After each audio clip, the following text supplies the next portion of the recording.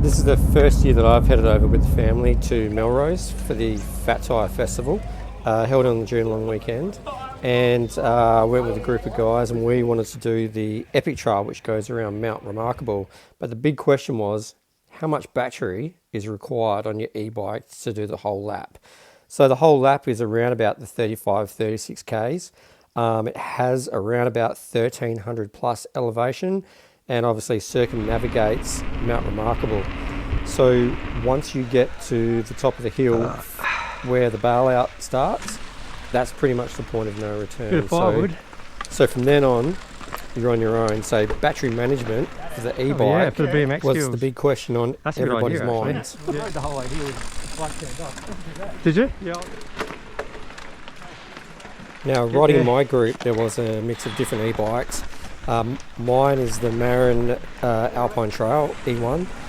It's got a Shimano EP6 with 85 Newton meters and a 630 watt hour battery. And I weigh around 92 kilos. There was also another fellow with a Focus, and he has the obviously the Bosch CX motor with a 625 watt hour battery. And another fellow that was in our group also had a Santa Cruz Heckler with a Shimano EP8 and a 720 watt hour battery, and we all got almost identical battery mileage and usage, and we almost all used pretty similar settings when we were traversing up the hill.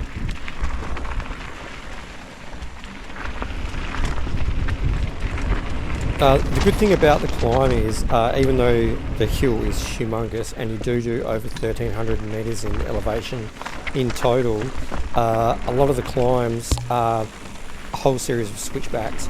So there's never really many steep pinches until you get to the back side of the hill. So doing the north face climb up to the bailout, it's pretty much like this, fast flowy, a lot of up and down elevation. But a lot of relief as well, so it's not a grueling climb. It's just a really long climb. Another really good thing was, because we set off in a relatively large group, predominantly a lot of the bike riders were on analogue bikes, so therefore that sort of set the pace with us as we hung with the group climbing up the first maybe 5 or 7 Ks of the hill. And therefore I set my bike in the lowest eco setting that I could. So on the EP6 I've got the fine-tune setting where I can set 8 different levels of assistance, the lowest one being around about the 15-20 Newton meters, and then the second highest one being around about the 25-30 Newton meters, and then from then on it goes up in 10 Newton meter increments. So when I'm in boost I'm on 85, when I'm in setting 7 I'm on 75, 6, 65, and then 5, 4, 3, 2, 1. And I did most of the climb in setting 2, which is around about the 20-25 Newton meter mark. And then I also did a little bit of, on the flat sections, I put it down into setting 1, and pretty much that will pick up the weight of the bike, and it will pretty much feel like an analogue bike climbing up the hill with just a little bit more amount of assistance than you would if you're on a normal analogue bike.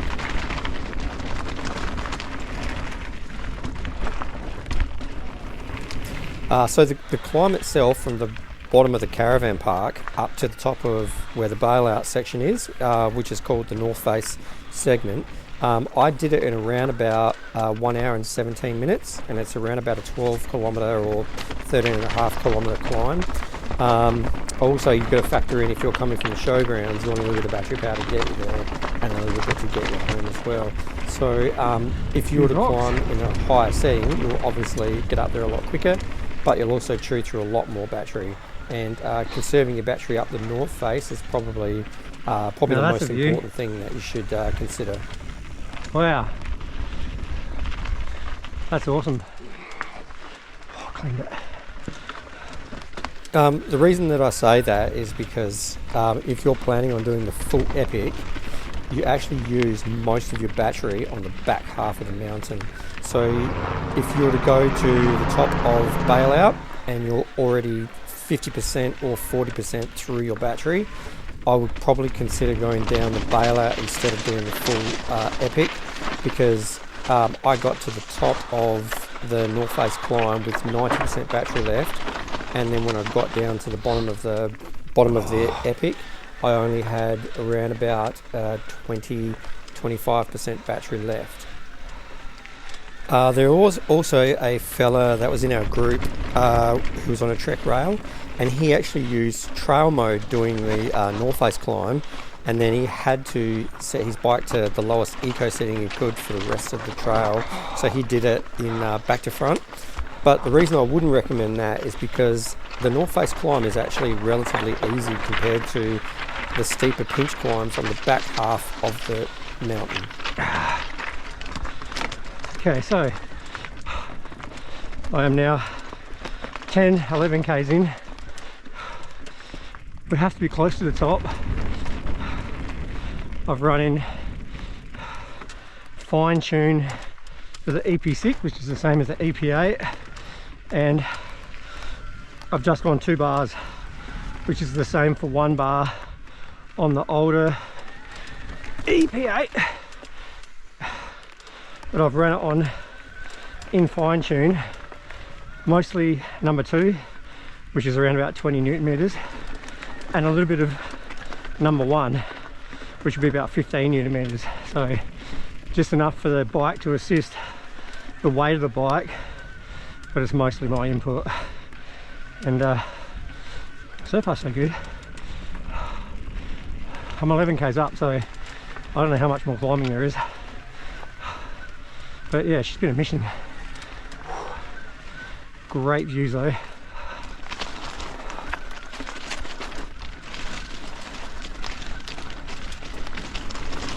Oh yeah, there's the different levels. So it's zigzagged its way up. Wow.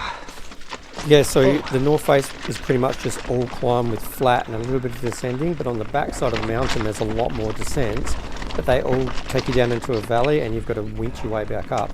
And by the time you get around to the back of the mountain, your legs are pretty smashed, so therefore you probably might want to use that extra amount of assistance that you've got to sort of get you to the home straight sort of thing. So, and that's what happened with me. Like on the back side of the mountain, I used setting 3 and setting 4, so I bumped up the assistance a bit, which was great because my legs were really tight around the back of the hill.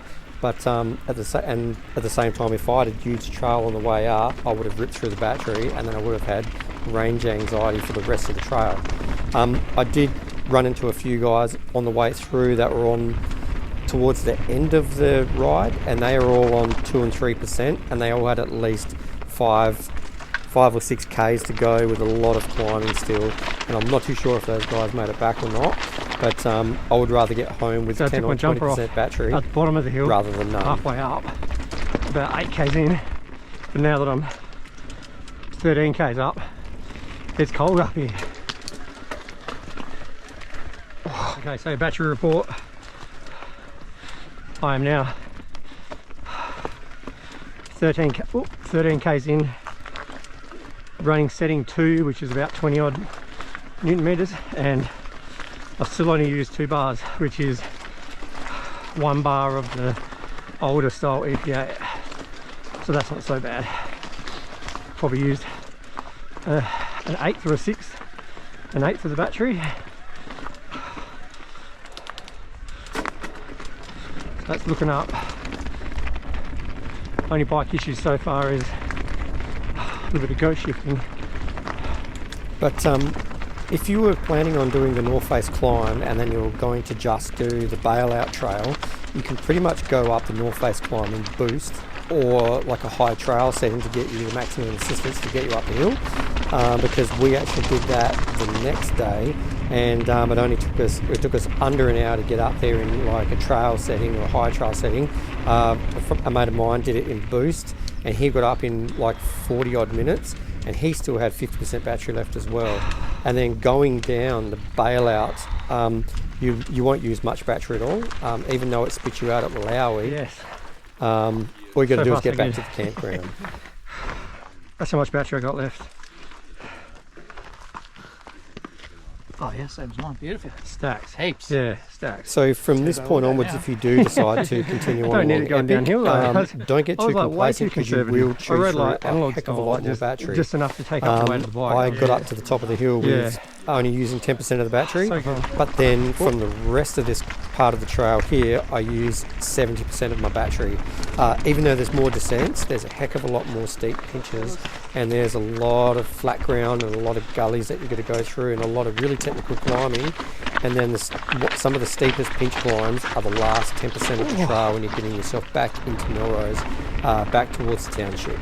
Having said that though, the descents on this section are and home run are absolutely top-notch descents, and they're really worth doing. They are sick.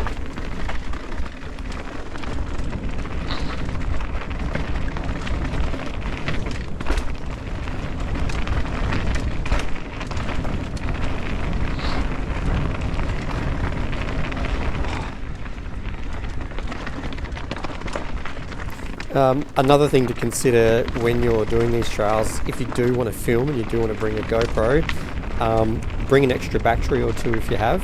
I've got the latest GoPro, I think it's a GoPro 12, and I pretty much smoked all my battery by the time I got to the end of this trail, or part of the way through. I was a bit of a kook though, and I did leave it on a few times, and at one stage I filmed like 10 minutes straight without turning it off, which pretty much chewed through all of the battery, which really sucks because there's a lot of sick descents on this back half of the trail. But also something to consider if you are doing this part of the trail. I will also say come prepared, because we did pass a few families on the trail that were just on low-end hardtails. Whoa. And they only had drink bottles, and they didn't look like they had many supplies. And this trail is really blue, and also a lot of the sections are black, so you're going to need a lot of spares. You may need first aid if you do crash, if you're not super skilled, and you also need to be prepared for a lot of food and replenishment, because even though we're on e-bikes, don't be fooled. Like, this trail is really tough, and it really absolutely smashed us and took it out of us. And hats off to the analog crew, because man, it was, even though this trail is epic, it is really epic, and it is grueling as well.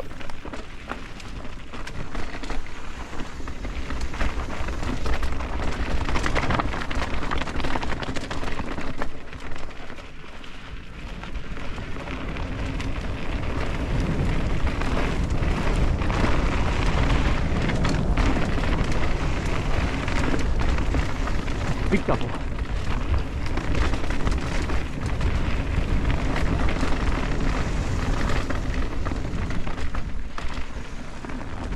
Yeah, so this descent is called and like I said, it is unreal. Sadly, my GoPro battery died and I couldn't film the rest of it, and also the last section of Home Run into Melrose is absolutely killer. So hats off to the Trailscapes crew. This thing is truly epic. We'll definitely be back again. And just a few stats. So it was about 3 hours and 15 minutes of riding time for me.